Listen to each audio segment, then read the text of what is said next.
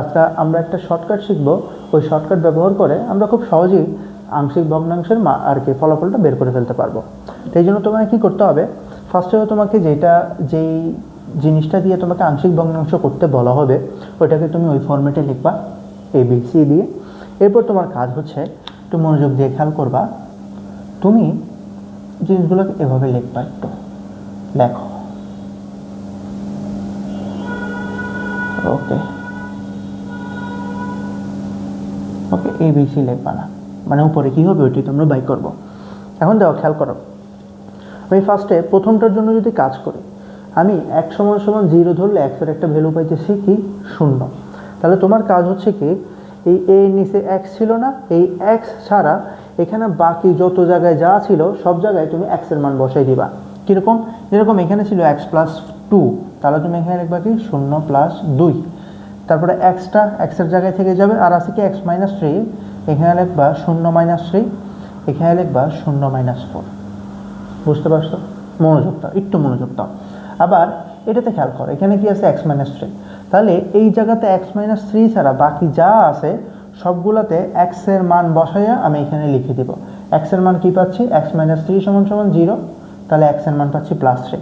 তাহলে এখানে যদি x এর মান 3 বসাও তাহলে পাবা কি 3 + 2। আর নিচে তুমি এইটাতে বসাবো না, খেয়াল করে, এটা যেহেতু নিচে আসে অলরেডি, এটাতে তুমি বসাবো না, এইখানে তুমি বসাও। x এর মান বসাবো কত, এখানে থাকতেছে 3, আর এখানে x এর মান বসাইলে হয়ে যাবে কত, -1।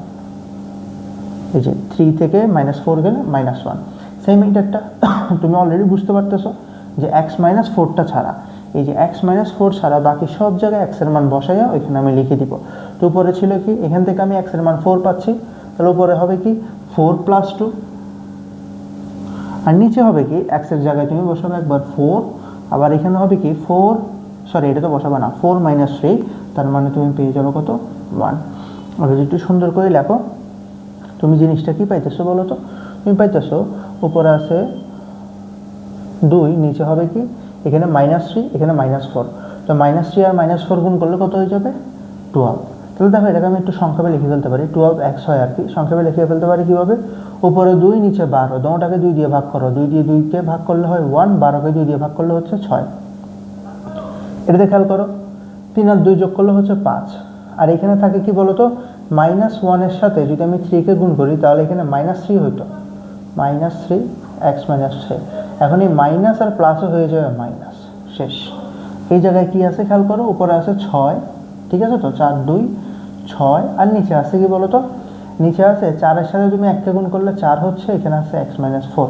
তাহলে 4 আর 6 দুইটাকে তোমার একটা কমন সংখ্যা দিয়ে ভাগ যায়, মানে 2 দিয়ে ভাগ যায়, তাহলে উপরে থাকবে 3, নিচে থাকবে 2, শেষ। দেখো, আমাদের কত বড় অঙ্ক করে এটা বের করা লাগছিল না, বাট আমরা এই শর্টকাটটার মাধ্যমে খুব সহজেই বের করতে পারি। তোমার কাজ কি, তুমি যাকে নিয়ে কাজ করবা, ধরো তুমি ওকে নিয়ে কাজ করতেছো, তাহলে তুমি এখানে x এর যে মানটা পাবা, এই জায়গায় ওই মানটা না বসাইয়া এখানে আর যত জায়গায় যা কিছু আছে সব জায়গায় x এর মান বসাইয়া তুমি লিখে দিবা, তাহলেই হয়ে যাচ্ছে। আবার এইটার ক্ষেত্রে কি করবা, এইটার ক্ষেত্রে এখানে যা আছে তুমি সব কিছু সব জায়গায় x এর মানটা বসাবা, বাট এইটার নিচে যেহেতু x - 3 ছিল, তুমি x - 3 এই পদটাতে x এর মান বসাবা না। তোমরা নিজের একটু প্র্যাকটিস করলে দেখবো পরীক্ষা হলে খুব সহজে ইনশাল্লাহ পেয়ে যাবে।